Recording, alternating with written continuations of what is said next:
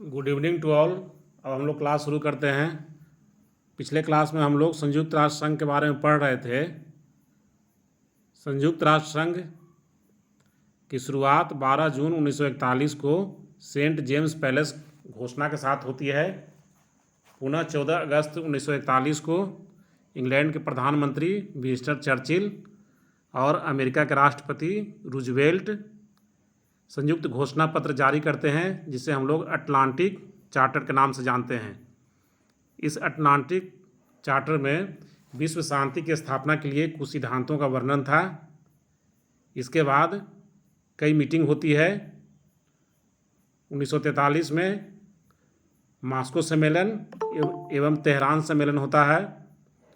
उसके बाद 1944 में डमार्टन ओक सम्मेलन होता है, जिसमें संयुक्त राष्ट्र संघ स्थापित करने की योजना का निर्माण किया जाता है। डमार्टन ओक सम्मेलन में सोवियत संघ, अमेरिका, इंग्लैंड तथा चीन शामिल होता है।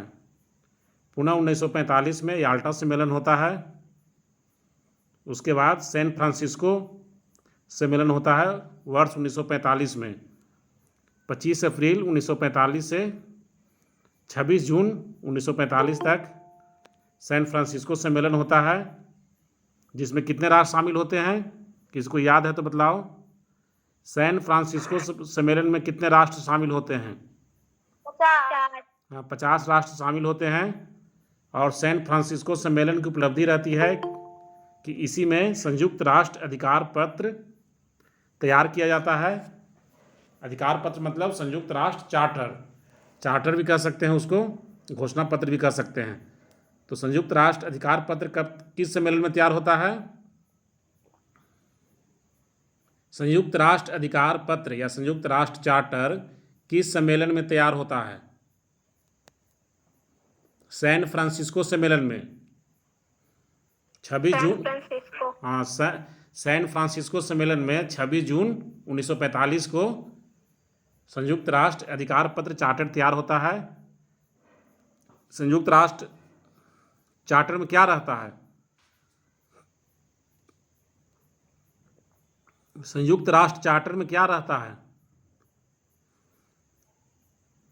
संयुक्त राष्ट्र, हाँ, नियमावली रहती है उसमें जिसमें स्थापना के उद्देश्य, संयुक्त राष्ट्र की आखिर स्थापना क्यों किया जाए, इसके गठन कैसे किया जाए, इसमें कौन कौन अंग होंगे, इन्हीं सब बातों का जिक्र होता है। इसमें कुल कितनी धाराएं होती है? 111। हाँ, इसमें 111 धाराएं होती है। तो अभी हम बतलाए कि संयुक्त राष्ट्र चार्टर में उद्देश्य, गठन और अंगों का वर्णन है। तो आज हम लोग पढ़ेंगे संयुक्त राष्ट्र के उद्देश्य, जो इसके चार्टर में लिखा गया है। संयुक्त राष्ट्र चार्टर में इसके उद्देश्यों को लिखा गया है। तो उस उद्देश्यों को आज समझेंगे हम कि संयुक्त राष्ट्र के उद्देश्य क्या हैं। आज के क्लास में बहुत ज़्यादा कठिन टॉपिक नहीं है। आज की क्लास साधारण है। तो उसके उद्देश्य तो हम लोग पहले से ही जान रहे हैं, जो राष्ट्र संघ से मिलता जुलता है। जो राष्ट्र संघ का उद्देश्य था वही संयुक्त राष्ट्र संघ का भी उद्देश्य है। अंतर्राष्ट्रीय शांति और सुरक्षा बनाए रखना, शांति पर होने वाले आक्रमणों को रोकना तथा आक्रमणों के विरुद्ध सामूहिक कार्रवाई करना, अंतर्राष्ट्रीय कानून को भंग करने वाली चेष्टाओं को दबाना एवं अंतर्राष्ट्रीय समस्याओं को न्यायपूर्ण एवं अंतर्राष्ट्रीय कानूनों के अनुसार सुलझाना। आत्मनिर्णय के सिद्धांत के आधार पर सभी राष्ट्रों के बीच मैत्रीपूर्ण संबंधों को बढ़ावा देना तथा व्यापक शांति को प्रोत्साहित करने के लिए अपेक्षित कार्रवाई करना। बहुत सिंपल है, इसमें कोई खास नहीं है जिसे विशेष समझाने की आवश्यकता हो। विश्व के अगला पॉइंट देखते हैं। बुक भेज दिए हैं फोटो खींच करके, उसमें देख सकते हो।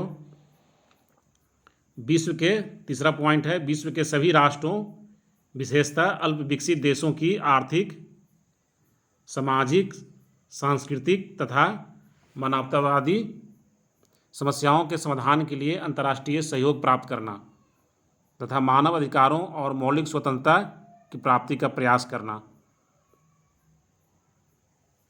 जाति, भाषा, लिंग एवं धर्म का विभेद मिटाकर मानव मात्र की मौलिक स्वतंत्रता और अधिकारों के लिए विभिन्न राष्ट्रों में आदर का भाव उत्पन्न करना। मतलब किसी प्रकार का भेदभाव को खंडन करता है संयुक्त राष्ट्र संघ। जाति, भाषा, लिंग या धर्म के आधार पर भेदभाव को क्या किसका पक्षधर है? मिटाने का पक्षधर है। और मानव मात्र की स्वतंत्रता का यह पक्षधर है, जिसमें किसी प्रकार का भेदभाव नहीं हो। यह सभी राष्ट्रों को आर्थिक, सामाजिक और सांस्कृतिक समस्याओं के समाधान के लिए तत्पर रहेगा। यही इसका उद्देश्य है। संयुक्त राष्ट्र को ऐसा केंद्र बनाना जहां उपयुक्त सभी उद्देश्यों की प्राप्ति के लिए विभिन्न राष्ट्रों के बीच समन्वय स्थापित किया जा सके। यानी एक ऐसा प्लेटफॉर्म बनाना जिससे सभी राष्ट्र इस प्लेटफॉर्म के माध्यम से अपनी समस्याओं को सुलझा सकें। तो संयुक्त राष्ट्र का मुख्य उद्देश्य जो हम लोग समझे वह है अंतर्राष्ट्रीय शांति और सुरक्षा बनाए रखना विश्व में। और इसका कुछ कल्याणकारी उद्देश्य भी है, वह है आर्थिक, सामाजिक, सांस्कृतिक तथा मानवतावादी समस्याओं का समाधान करना। तो सुरक्षा के साथ साथ कल्याण भी जुड़ा हुआ है इसमें। इसके अंतर्गत जाति, भाषा, लिंग और धर्म के आधार पर भेदभाव को मिटाना इसका उद्देश्य है। और एक ऐसा विश्व में मंच बनाना जिस पर सभी राष्ट्र अपनी समस्याओं को सुलझा सके। तो संयुक्त राष्ट्र का स्थापना का ये भी उद्देश्य है कि ऐसा केंद्र बनाना जहां सभी राष्ट्र समन्वय स्थापित कर सके। ये हुआ संयुक्त राष्ट्र के उद्देश्य, जिसको यदि 3 शब्द में कहें तो अंतर्राष्ट्रीय शांति, सुरक्षा और मानव मात्र का उत्थान, जिसमें किसी प्रकार का भेदभाव न हो।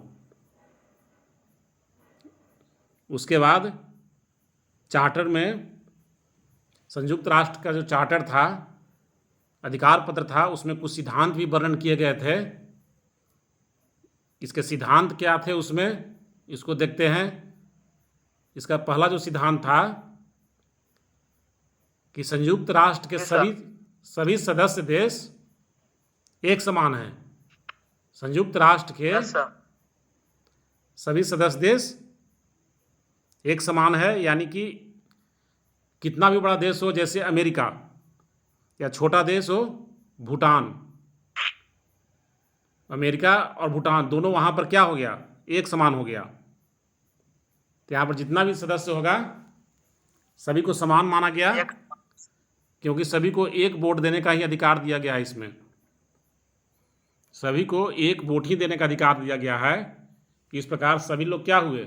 समान हो गए, चाहे वो कितना ही शक्तिशाली देश क्यों न हो, चाहे कितना ही कमज़ोर देश क्यों न हो।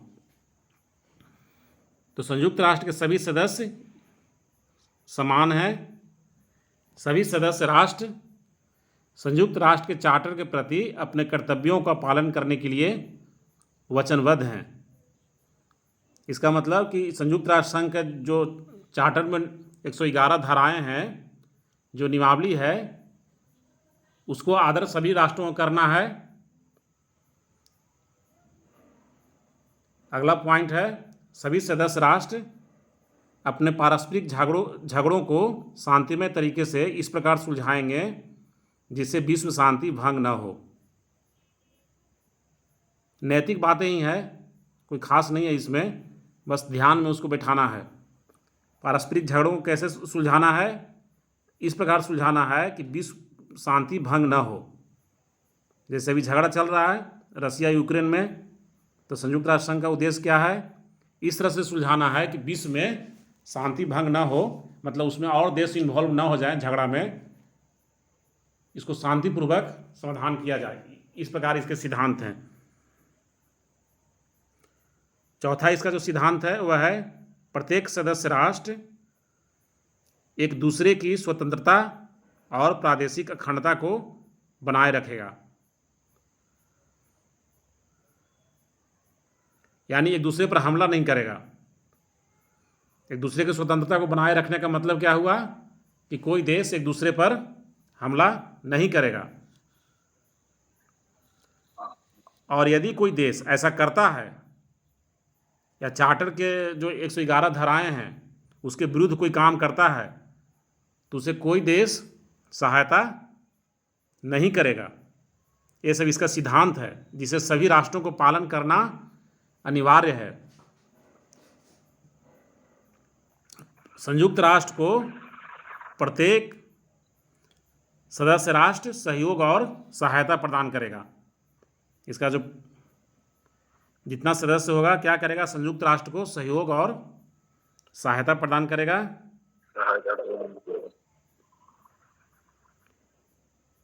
संयुक्त राष्ट्र किसी भी सदस्य राष्ट्र के आंतरिक मामले में हस्तक्षेप नहीं करेगा। इसका एक और सिद्धांत है कि किसी भी राष्ट्र के आंतरिक मामलों में हस्तक्षेप नहीं करेगा। देश के अंदर के मामलों में संयुक्त राष्ट्र हस्तक्षेप नहीं करेगा। गैर सदस्य राष्ट्र द्वारा शांति भंग के प्रयास के विरुद्ध संयुक्त राष्ट्र कार्रवाई करेगा, और ऐसा देश जो संयुक्त राष्ट्र संघ का सदस्य नहीं है और यदि वो शांति भंग करता है तो यानी किसी पर हमला करता है तो उस पर संयुक्त राष्ट्र संघ कार्रवाई करेगा। ये इसके सिद्धांत हुए, जिसमें मुख्य रहा कि सभी देश एक समान है, सभी देश चार्टर के प्रति अपने कर्तव्यों को पालन करेगा, प्रत्येक सदस्य राष्ट्र एक दूसरे की स्वतंत्रता और अखंडता को बनाए रखेगा, कोई सदस्य राष्ट्र चार्टर के विरुद्ध काम करने वाले देश की सहायता नहीं करेगा, और संयुक्त राष्ट्र किसी भी सदस्य राष्ट्र के आंतरिक मामले में हस्तक्षेप नहीं करेगा। यदि कोई देश शांति भंग करने का प्रयास करता है तो संयुक्त राष्ट्र कार्रवाई करेगा। तो इस प्रकार संयुक्त राष्ट्र के सिद्धांत है जिसको हम लोग मोटे शब्दों में समझ सकते हैं, तो वह है विश्व शांति, विश्व बंधुत्व, समानता और सह अस्तित्व। इसका उद्देश्य क्या है? विश्व शांति, विश्व बंधुत्व, विश्व भाईचारा, समानता और सह अस्तित्व।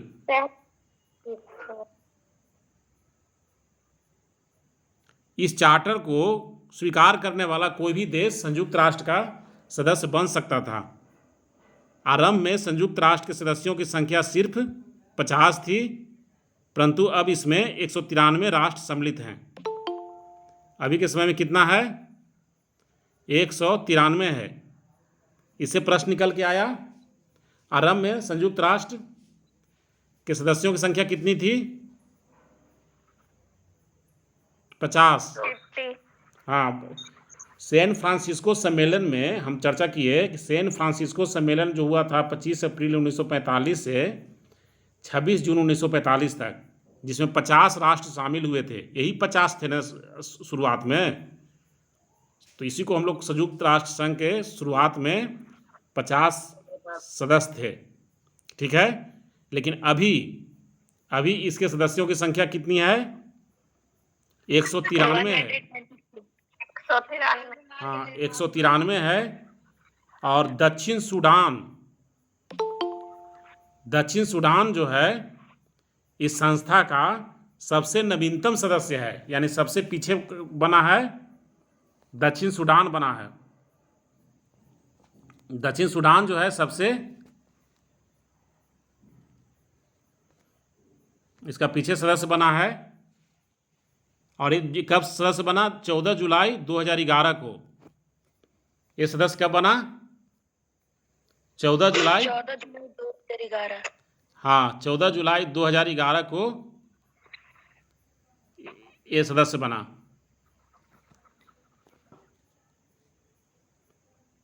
तो इस प्रकार हम लोग संयुक्त राष्ट्र के उद्देश्य और संयुक्त राष्ट्र के सिद्धांतों के बारे में अध्ययन किए। अब हम लोग संयुक्त राष्ट्र के संगठन के बारे में अध्ययन करेंगे। संयुक्त राष्ट्र क्या संगठन। तो संगठन में हम लोग राष्ट्र संघ के संगठन के बारे में अध्ययन किए थे, तो राष्ट्र संघ के संगठन के बारे में याद होगा। तो बतलाओ राष्ट्र संघ में कितने अंग थे? 4। कौन कौन?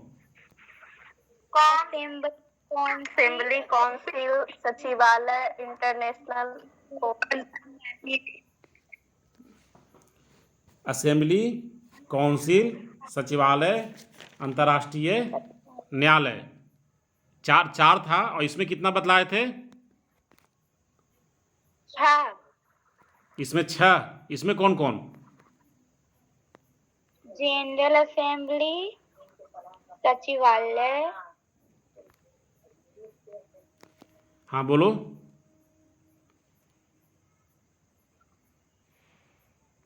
जनरल अंतर्राष्ट्रीय न्यायालय, रक्षा अंतर्राष्ट्रीय न्यायालय और आर्थिक और सामाजिक परिषद।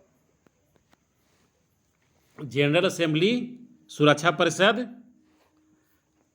सचिवालय, अंतर्राष्ट्रीय न्यायालय, संरक्षण परिषद, आर्थिक और सामाजिक परिषद। इसमें 2 बढ़ गया, उसमें 4 था, इसमें 6 हो गया। जनरल असेंबली के बारे में हम लोग पढ़ेंगे तो उसी तरह है। जनरल असेंबली जिस प्रकार राष्ट्र संघ में था उसी प्रकार इसमें भी है। स्क्रीन शेयर कर रहे हैं, उसमें जनरल असेंबली का एक पिक्चर आएगा, दिखाई पड़ रहा है? एक पिक्चर दिख रहा है। हाँ, ये जनरल असेंबली का देखो, ये है जो अंदर ऑफिस के अंदर का जो है जनरल असेंबली का यूनाइटेड नेशन का तस्वीर है। तो जनरल असेंबली के बारे में हम लोग क्या पढ़े थे? यह सदस्य जैसे लोकसभा है ना हमारे देश में, उसी प्रकार जनरल असेंबली है वहाँ पर संयुक्त राष्ट्र संघ का, जिसमें सभी जो सदस्य हैं इस जनरल असेंबली के सदस्य हो गए। संयुक्त राष्ट्र संघ के जितना भी सदस्य हुए वो सब जनरल असेंबली के सदस्य हो गए। तो इसको हम कह सकते हैं सदस्य राष्ट्रों की आम सभा। इसको हम लोग जनरल असेंबली को हम लोग कह सकते हैं सदस्य राष्ट्रों की आम सभा। तो जनरल असेंबली का हिंदी हम लोग आम सभा के रूप में समझ सकते हैं। तो इसमें सभी देश इसके सदस्य होते हैं। यह संयुक्त राष्ट्र की सबसे बड़ी संस्था हुई क्योंकि इसमें सभी देश सदस्य हुए जनरल असेंबली के, और प्रत्येक सदस्य को एक वोट देने का अधिकार होता है। इसमें कोई भी देश बड़ा हो या छोटा कितना वोट देगा? किसी बात पर मान लो कि निर्णय लेना है, हाँ, किसी बात पर यदि निर्णय लेना है तो एक देश को एक वोट देने का अधिकार है, और अधिकतम 5 प्रतिनिधि इस बैठक में भेजने का अधिकार है। एक देश अपने देश से 5 लोगों को अधिकतम भेज सकते हैं इस बैठक में, जनरल असेंबली में। लेकिन वोट एक देश सिर्फ एक ही वोट दे सकता है। और इसकी बैठक होती है साल में कितने बार? राष्ट्र संघ में बतलाए थे, वही लगभग मिलता जुलता है। साल में कितने बार बैठक होती है? 1 बार। साल में कितने बार बैठक होती है? 1 बार। हाँ, प्रति वर्ष इसका 1 बार बैठक होती है, जो प्रायः कब होती है? सितंबर में। इसका बैठक कब होती है? प्रायः सितंबर महीना में होती है। सितंबर में। हाँ, लेकिन आवश्यकता अनुसार इसकी बैठक अधिक बार भी बुलाई जा सकती है, लेकिन ऐसे प्रायः जो इसका जो बैठक होती है साल में 1 बार होती है। इसकी अध्यक्षता कौन करता है?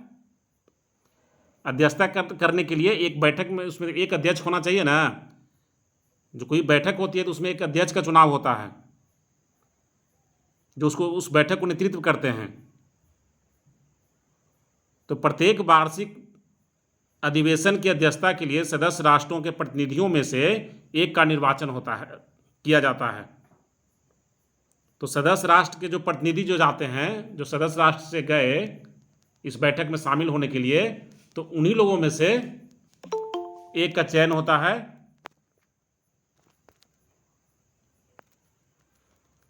उन्हीं लोगों में से एक का चयन होगा अध्यक्षता करने के लिए। सदस्य राष्ट्रों में से ही सदस्य राष्ट्रों के जो जाते हैं उनको लोग प्रतिनिधि कहेंगे।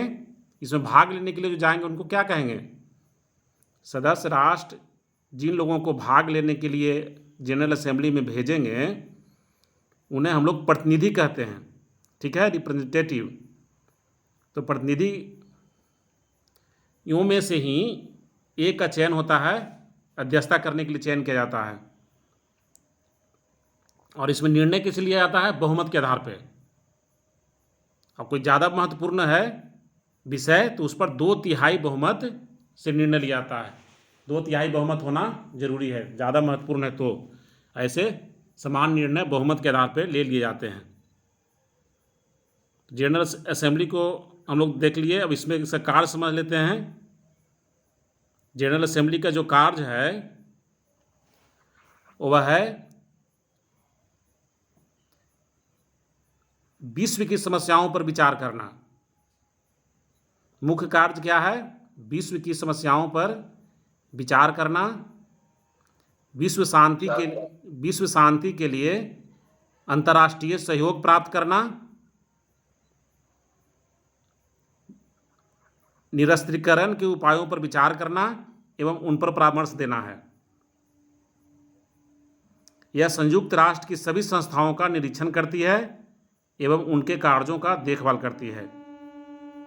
और जो इसका महत्वपूर्ण कार्य है वह है संयुक्त राष्ट्र चार्टर से संबंधित सभी विषयों पर विचार करना, सुरक्षा परिषद के 10 अस्थायी और आर्थिक और सामाजिक परिषद के 18 सदस्यों का निर्वाचन करना भी इसी का काम है। सुरक्षा परिषद के 10 अस्थायी,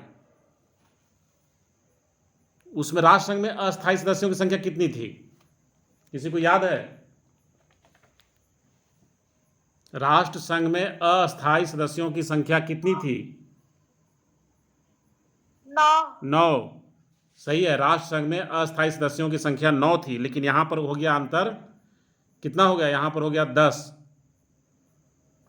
तो यहां पर सुरक्षा परिषद के 10 अस्थायी सदस्यों का, और इसमें एक और हम लोग बढ़ गया था आर्थिक और सामाजिक परिषद।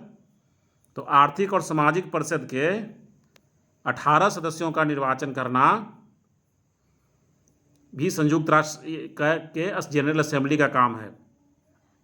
इसके अलावा जनरल असेंबली का और कार्य है सुरक्षा परिषद की सहमति से अंतर्राष्ट्रीय न्यायालय के 15 न्यायाधीशों और संयुक्त राष्ट्र के महासचिव की नियुक्ति करना। तो हम लोग पहले भी पढ़ चुके थे, उसमें भी 15 ही न्यायाधीश होता था। उसमें कितना होता था राष्ट्र संघ में? राष्ट्र संघ में कितना न्यायाधीश होता था? किसी को याद है? राष्ट्र संघ में उसमें भी 15 ही होता था। राष्ट्र संघ में भी 15 ही न्यायाधीश था और संयुक्त राष्ट्र संघ में भी 15 ही न्यायाधीश है। तो 15 न्यायाधीशों एवं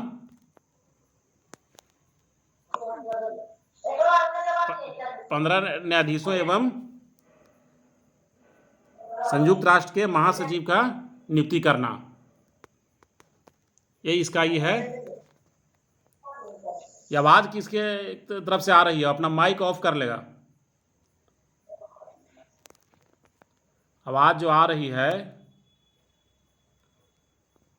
वो अपना माइक ऑफ कर लेगा।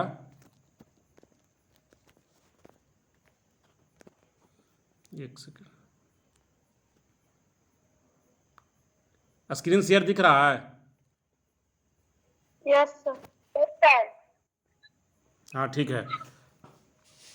इसके कार्यों को हम समझे। नए इसका और कार्य है नए राष्ट्रों को संयुक्त राष्ट्र की सदस्यता प्रदान करना। तो नए जो राष्ट्र होते हैं उसकी सदस्यता कौन प्रदान करता है? संयुक्त राष्ट्र संघ का जनरल असेंबली। संयुक्त राष्ट्र संघ के जनरल असेंबली नए राष्ट्रों को संयुक्त राष्ट्र की सदस्यता प्रदान करता है और संयुक्त राष्ट्र का बजट पारित करना। तो जैसे लोकसभा हमारे देश में कार्य करती है उसी तरह से मिलता जुलता कार्य है जनरल असेंबली का संयुक्त राष्ट्र से संबंधित। तो बजट पारित करना, ठीक है, तो इसे ये सब मुख्य कार्य हुआ जो राष्ट्र संघ से मिलता जुलता है। अब हम लोग आगे देखते हैं, इसका दूसरा जो अंग है वह है सुरक्षा परिषद। सुरक्षा परिषद को देखते हैं, दूसरा जो इसका जो महत्वपूर्ण अंग है सुरक्षा परिषद का देखते हैं। तो सबका लगभग इसी प्रकार का पिक्चर आवेगा। सिक्योरिटी काउंसिल का देखो आ रहा है, दिखाई पड़ रहा है स्क्रीन से दिख रहा है, तो इसी तरह का रहेगा। ये है सिक्योरिटी काउंसिल का, सुरक्षा परिषद का है। तो इसका उद्देश्य तो हम लोग समझ ही रहे हैं, अंतर्राष्ट्रीय शांति और सुरक्षा को बनाए रखना इसकी जिम्मेवारी है। और सुरक्षा परिषद के कुल सदस्यों की संख्या कितनी होती है? 15। इसमें स्थायी कितनी? 5। राष्ट्र संघ में कितनी थी? राष्ट्र संघ में स्थायी सदस्यों की संख्या कितनी थी? 5 ही। 9 अस्थायी थी, 9 अस्थायी थी, 5 ही थी अस्थायी सदस्यों की संख्या। और इसमें 10 अस्थायी है और 5 अस्थायी है। इसके अस्थायी सदस्य कौन कौन हैं? इंग्लैंड, फ्रांस, सोवियत संघ, अमेरिका और चीन। इंग्लैंड, फ्रांस, सोवियत संघ, अमेरिका और चीन। जो सोवियत संघ को तो अभी रूस के रूप में है, उसमें कितना था? राष्ट्र संघ में कौन कौन देश थे अस्थायी सदस्य में? किसी को याद है? England, France, Italy, Japan, Germany. England, France, Italy, Japan और जर्मनी था। इसमें है इंग्लैंड, फ्रांस, सोवियत संघ, अमेरिका और चीन। 5 अस्थायी सदस्य हैं। अस्थायी सदस्यों का निर्वाचन 2 वर्षों के लिए होता है। अस्थायी सदस्यों का निर्वाचन कितने वर्षों के लिए होता है? इसमें 2 वर्षों के लिए। और राष्ट्र संघ में कितने वर्षों के लिए राष्ट्र संघ में कितने वर्षों के लिए होता था? 3 वर्ष। हाँ, राष्ट्र संघ में 3 वर्षों के लिए अस्थायी सदस्यों का चुनाव होता था, लेकिन इसमें अस्थायी सदस्यों का चुनाव 2 वर्षों के लिए होता है। और इसमें भी प्रत्येक सदस्य को एक वोट देने का अधिकार है। महत्वपूर्ण विषयों पर निर्णय लेते समय सभी अस्थायी सदस्यों का एक मत होना आवश्यक है। उसमें था राष्ट्र संघ में कि सभी सदस्य को एक मत होना आवश्यक था, तो थोड़ा निर्णय लेना कठिन हो जाता था। लेकिन इसमें है कि जो 5 जो हैं अस्थायी सदस्य, इन लोगों को सिर्फ एक मत होना आवश्यक है। तो इन सभी 5 सदस्यों को, जो अस्थायी सदस्य हैं, उनको एक मत होना आवश्यक है। यदि कोई भी अस्थायी सदस्य किसी निर्णय के पक्ष में नहीं होता है तो वह वीटो का सहारा ले सकता है। वीटो का मतलब सहमत नहीं। वीटो का क्या अर्थ हुआ?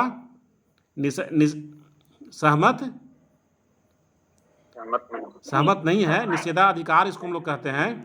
यानी कि हम सहमत नहीं है। जैसे 5 में से कोई निर्णय लेना है, 5 में से एक व्यक्ति भी सहमत नहीं हुआ तो निर्णय पास नहीं होगा। तो इस शक्ति को हम लोग वीटो के रूप से में जानते हैं। वीटो का मतलब हुआ कि हम सहमत नहीं है, तो वो निर्णय क्या होगा? पास नहीं होगा। तो वीटो का अधिकार किसे था? अस्थायी को भी कि सिर्फ अस्थायी को? अभी किसे है? अभी के समय में अस्थायी। हाँ, जो अस्थायी सदस्य हैं, अस्थायी का सर। हाँ, जो अस्थायी जो हैं उन्हीं लोगों को वीटो का अधिकार प्राप्त है।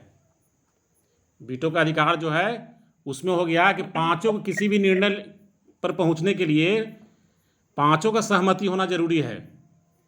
उसमें से एक भी यदि कह दिया कि नहीं, हम इस निर्णय के से सहमत नहीं हैं, तो वीटो पावर का इस्तेमाल कर लिया, तो वो पास नहीं होगा। तो ये हम लोग देखें सुरक्षा परिषद के बनावट। अब हम लोग देखते हैं सुरक्षा परिषद के मुख्य कार्य क्या क्या है। तो सुरक्षा परिषद का मुख्य कार्य क्या होगा? जैसे इसका नाम से क्लियर है, विश्व शांति और सुरक्षा स्थापना करना, उन सभी विषयों पर विचार विमर्श करना जिनसे विश्व शांति के भंग होने का खतरा हो, अंतर्राष्ट्रीय विवादों एवं झगड़ों को शांतिपूर्वक सुलझाने का प्रयास करना, शांति संबंधी निर्देश नहीं मानने वाले राष्ट्रों के विरुद्ध अन्य सदस्य राष्ट्रों को उनसे राजनीतिक और आर्थिक संबंध विच्छेद करने का निर्देश देना। जैसे अभी रसिया हमला किए हुए है यूक्रेन पर, तो रसिया पर बहुत तरह का आर्थिक प्रतिबंध संयुक्त राष्ट्र संघ द्वारा लगाया गया है, तो उसे कई तरह का राजनीतिक और आर्थिक संबंध विच्छेद करना है जो शांति संबंधी निर्देश को नहीं मानता है। जैसे उसका उदाहरण तो हम लोग अभी देख रहे हैं वर्तमान में, जो नहीं मानता है उसको क्या करता है, उस पर संयुक्त राष्ट्र संघ राजनीतिक प्रतिबंध लगाता है। उस देश के साथ किसी प्रकार का व्यापार दूसरा देश को करने से रोकता है, मनाही करता है, ठीक है। उसको देश के लिए निंदा प्रस्ताव लाया गया, जिसका चर्चा हम लोग पिछले क्लास में किए। रसिया के लिए आक्रामक देशों के विरुद्ध सैनिक कार्रवाई करने का निर्णय लेना, यदि कोई देश आक्रमण कर रहा है तो उसके विरुद्ध में सैनिक कार्रवाई का निर्णय लेती है ये संगठन संयुक्त राष्ट्र संघ। देखो, लेकिन यहाँ पर रसिया के मामला में फेल होता दिख रहा है, क्योंकि रसिया भी इसका एक अस्थायी सदस्य है। रसिया भी इसका एक अस्थायी सदस्य है, तो संयुक्त राष्ट्र ये तो वीटो में तो खुद ही का सहमत होगा नहीं, अपने ऊपर आक्रमण करने के लिए कौन सहमत होगा। तो इस प्रकार, लेकिन जब दूसरे छोटे देशों की बारी आएगी जो अस्थायी सदस्य नहीं है, तो उस पर संयुक्त राष्ट्र संघ जो है सैनिक कार्रवाई कर सकता है। तो मुख्य रूप से सुरक्षा परिषद का जो काम है वह है विश्व शांति को भंग होने से रोकना। मुख्य रूप से जो सुरक्षा परिषद का जो काम क्या है, विश्व शांति भंग होने से रोकना। उसके बाद हम लोग राष्ट्र संघ में सचिवालय के बारे में पढ़े थे। राष्ट्र संघ के सचिवालय का मुख्यालय कहाँ है? ये संयुक्त राष्ट्र संघ का उस वक्त राष्ट्र संघ का कहाँ था? राष्ट्र संघ का सचिवालय था जिनेवा में। राष्ट्र संघ का सचिवालय कहाँ था? जिनेवा में। और संयुक्त राष्ट्र संघ का सचिवालय जो है वो अमेरिका के न्यूयॉर्क में है। थोड़ा बहुत ही अंतर आया है। इसका सचिवालय का मुख्यालय कहाँ है? अमेरिका के न्यूयॉर्क में है। और संयुक्त राष्ट्र संघ में कौन कौन भाषाएं मान्यता प्राप्त है? किसी को जानकारी हो तो बतलाओ, तो बहुत जीके की बातें हैं। संयुक्त राष्ट्र संघ पढ़ाने का उद्देश्य भी मेरा अंग्रेजी, हाँ, फ्रेंच, और चीनी, रूसी, अरबी एवं स्पेनिश। हाँ, इसमें 6 भाषाएं जो मान्यता प्राप्त है, लेकिन कार्य जो है मुख्य रूप से 2 ही भाषाएं में होती है। वो 2 भाषा कौन कौन है? फ्रेंच और इंग्लिश। हाँ, फ्रेंच और इंग्लिश है। कार्य मुख्य रूप से 2 ही भाषाओं में होती है, वह है अंग्रेजी और फ्रेंच। लेकिन 6 भाषाएं की इसमें मान्यता प्राप्त है। वो 6 भाषाएं इसको याद रखना है। ये सब जो प्रश्न हुआ कि इसका मुख्यालय कहाँ है, सचिवालय का 1 नंबर का प्रश्न हुआ, इसे याद रखना है। इसका मुख्यालय कहाँ है? अमेरिका के न्यूयॉर्क में है। और इसमें 6 भाषाएं मान्यता प्राप्त है, जिसमें अंग्रेजी, फ्रेंच, चीनी, रूसी, अरबी और स्पेनिश ये मान्यता प्राप्त भाषाएं हैं। इसके सर्वोच्च पदाधिकारी कौन होते हैं सचिवालय के? महासचिव। सचिवालय के जो होते हैं महासचिव होते हैं। सेक्रेटरी जनरल इसको अंग्रेजी में कहते हैं, ठीक है। काउंसिल। इसको नियुक्ति कौन करता है महासचिव का?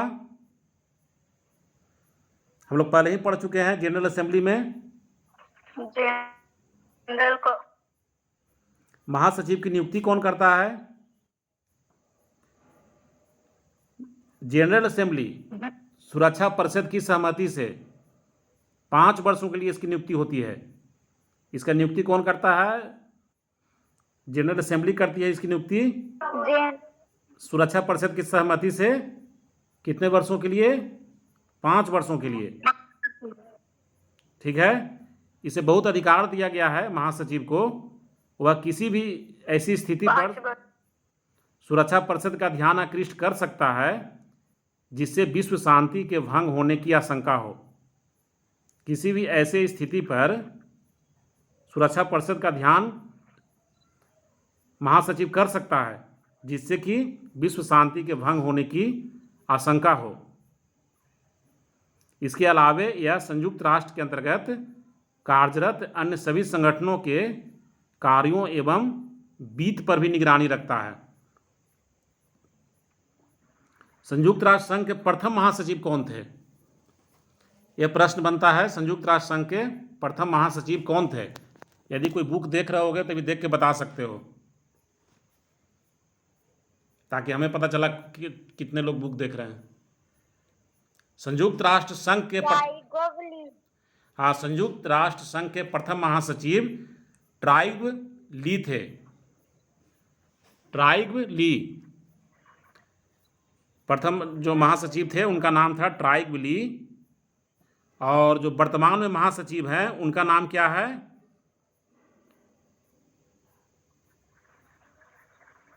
उनका नाम है एंटोनियो गुटेरेस। किताब में दिया हुआ है, डाटा पुराना है। अभी जो वर्तमान में है वो है एंटोनियो गुटेरेस। ठीक है, जो पुर्तगाल के हैं। अभी महासचिव कौन है संयुक्त राष्ट्र संघ के सचिवालय के? तो एंटोनियो, लिख सकते हो एंटोनियो गुटेरेस। गुटेरेस जो कि पुर्तगाल के हैं। उसके बाद जो चौथा जो संगठन है वह है अंतर्राष्ट्रीय न्यायालय। अंतर्राष्ट्रीय न्यायालय को भी देख लेते हैं कैसा दिखता है। दिखाई पड़ रहा है? Yes sir. हाँ, अंतर्राष्ट्रीय न्यायालय यही है। इसका मुख्यालय कहाँ है? राष्ट्रसंघ के समान ही है।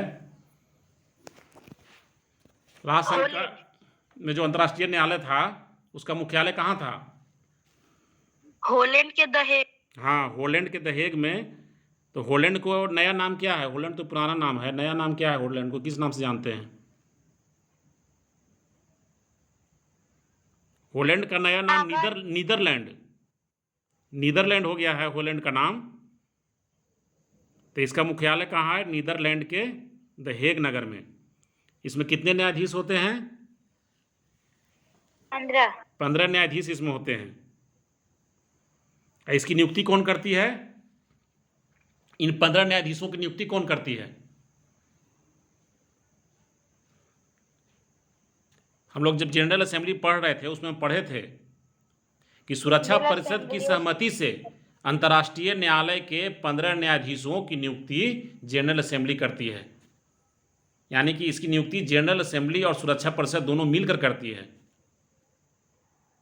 तो सुरक्षा परिषद का इसमें सहमति होना अनिवार्य है। तो सुरक्षा परिषद की सहमति से जनरल असेंबली अंतर्राष्ट्रीय न्यायालय के 15 न्यायाधीशों की नियुक्ति करती है। और इन न्यायाधीशों का कार्यकाल कितने वर्षों का होता है? इन न्यायाधीशों का कार्यकाल होता है 9 वर्षों का। इन न्यायाधीशों का कार्यकाल कितने वर्षों का होता है? हाँ, 9 वर्षों का। ठीक है। अगला जो इसका जो है अंग है वह है संरक्षण परिषद। संरक्षण परिषद को न्यास परिषद भी कहा जाता है। न्यास का मतलब विश्वास होता है। न्यास सुनने में नया लगता है कि न्यास क्या है। न्यास का मतलब विश्वास होता है। संरक्षण परिषद या न्यास परिषद इसे कहा जाता है। तो इसका जो काम, हाँ, इसका जो अभी जो है इस परिषद को भंग कर दिया गया है, निष्क्रिय कर दिया गया है। भंग नहीं किया, निष्क्रिय किया गया है। ये है संगठन है, लेकिन इसे निष्क्रिय कर दिया गया है। निष्क्रिय क्यों हुआ है आगे हम बताते हैं। तो संरक्षण परिषद को न्यास परिषद भी कहा जाता है। इसका काम है उन उपनिवेशों एवं प्रदेशों की व्यवस्था देखना जो संयुक्त राष्ट्र के अधीन थे। जैसे जो पराजित देश थे मुख्य रूप से, उनके संपत्ति को लौटाना, या उन्हीं में से कुछ देशों का जो है संरक्षण परिषद के अंतर्गत दे दिया गया था। लेकिन वर्तमान में संयुक्त राष्ट्र के संरक्षण में कोई राज्य क्षेत्र नहीं है, कोई देश नहीं है, कोई राज्य क्षेत्र इसके संरक्षण में नहीं है। लेकिन पहले था प्रशांत महासागर में स्थित माइक्रोनेशिया के 4 द्वीप समूह न्यास परिषद के निर्देश पर अमेरिकी शासन के अंतर्गत थे।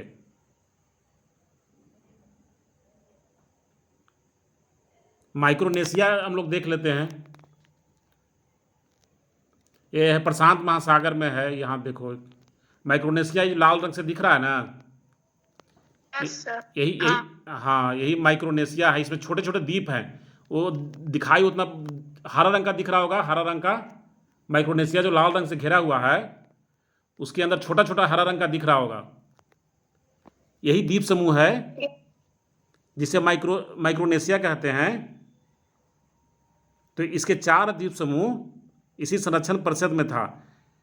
इस संरक्षण परिषद के निर्देश पर अमेरिकी शासन में दे दिया गया था। ठीक है। इसका कार्य था जो संरक्षित प्रदेश थे उसके आर्थिक और सामाजिक और शैक्षणिक विकास करना। आर्थिक विकास करना, इन क्षेत्रों का सामाजिक विकास करना और शैक्षणिक विकास करना, और उन्हें स्वावलंबी बनाना। और पलाऊ जो है संयुक्त राष्ट्र की संरक्षण परिषद के अंतर्गत अंतिम राज्य क्षेत्र था। यानी जो संरक्षण परिषद था उसका अंतिम राज्य क्षेत्र कौन था? पलाऊ। पलाऊ को भी थोड़ा देख लेते हैं कहाँ पर पलाऊ है।